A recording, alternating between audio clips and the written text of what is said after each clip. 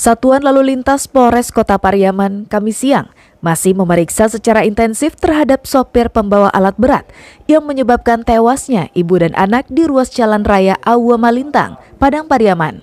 Polisi belum menetapkan sopir tersebut sebagai tersangka karena masih menunggu keterangan dari saksi di lokasi kejadian maupun saksi dari pihak korban. Supir yang berusia 71 tahun masih menjadi tahanan polisi untuk pemeriksaan selanjutnya. Hasil pemeriksaan sementara, mobil melaju dalam kondisi lepas kendali karena remnya tak berfungsi.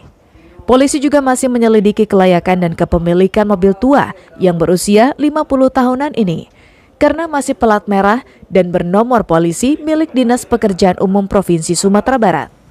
Kecelakaan yang berujung maut terjadi pada Senin siang telah menjadi perhatian dan keprihatinan masyarakat Padang Pariaman karena mengakibatkan tewasnya ibu dan anak di lokasi kejadian.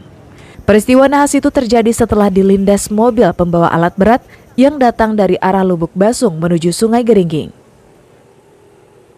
Untuk saat ini kita masih melakukan proses penyelidikan karena kemarin kita sudah melayangkan surat panggilan kepada saksi-saksi yang ada di TKP maupun keluarga korban yang ada saat itu. Namun sampai saat sekarang ini belum bisa untuk hadir di Satlantas Polres Pariaman.